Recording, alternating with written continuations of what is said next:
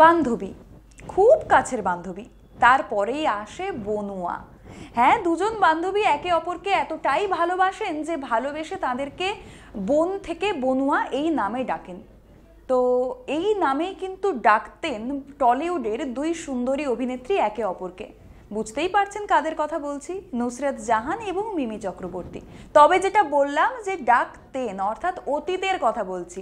বর্তমানে কিন্তু সময় পেরিয়েছে সম্পর্কের সমীকরণ, বনুয়া আর বনুয়া নেই, সম্পর্কে চিড় ধরেছে।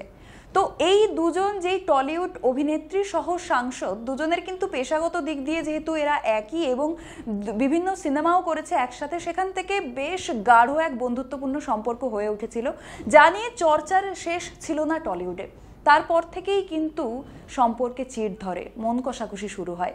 কিন্তু কি নিয়ে আসলে এই মন কষাকষি, তা কি আর কোনো দিন ঠিক হবে না, নাকি এই সম্পর্ক আবারও ঠিক হওয়ার পথে, সেটাই জানাবো আজকের ভিডিওতে। বিগত কিছু বছর ধরে টলিউডের ওপেন সিক্রেট যে আর কথা হয় না নুসরাত জাহান এবং মিমি চক্রবর্তীর মধ্যে।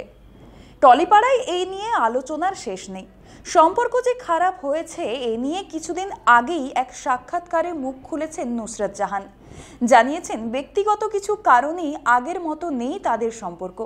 কিছু মাস আগেই নিজেদের প্রযোজনা সংস্থা খুলেছেন যশ ও নুসরাত। শোনা যায় প্রযোজনা সংস্থার উদ্বোধনী অনুষ্ঠানে মিমিকে নাকি আমন্ত্রণ জানাননি ইয়াশ এবং নুসরাত।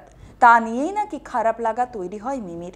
যদিও নুসরাতের বক্তব্য অনুযায়ী মিমিকে আমন্ত্রণ জানানো হয়েছিল, তিনি নিজেই আসেননি। এও শোনা যায় নিখিল জেনের সাথে নুসরাতের বিয়ে ভাঙার বিতর্ক নিয়ে এবং ইয়াশের সাথে প্রেম সহ হঠাৎ করে অন্তঃসত্ত্বা হয়ে ওঠার ঘটনাকে কেন্দ্র করেই নাকি দুজনের বন্ধুত্বের মধ্যে চিড় ধরে।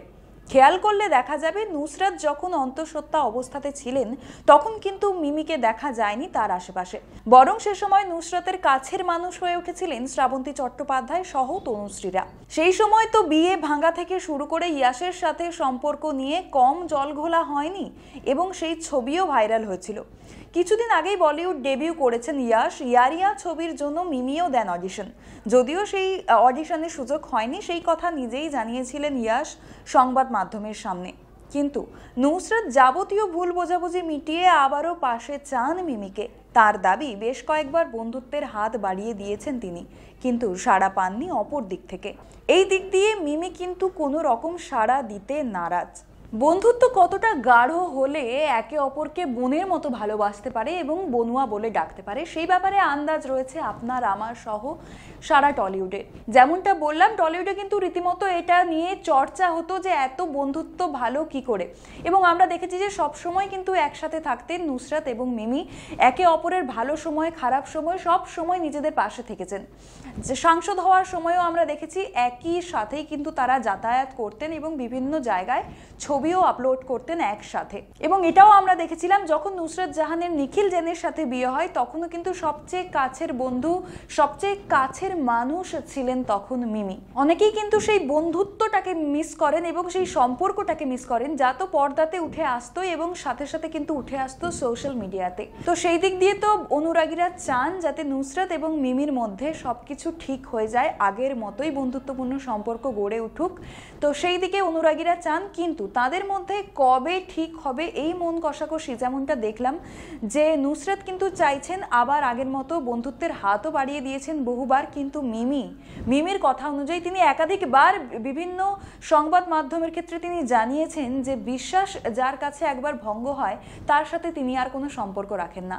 অর্থাৎ মিমির কোনো দিক দিয়ে হয়তো বিশ্বাস ভেঙেছে নুসরাত জাহান, সেই কথা আপাতত তিনি তার নিজের কথার মধ্যে ইঙ্গিত রেখেছেন।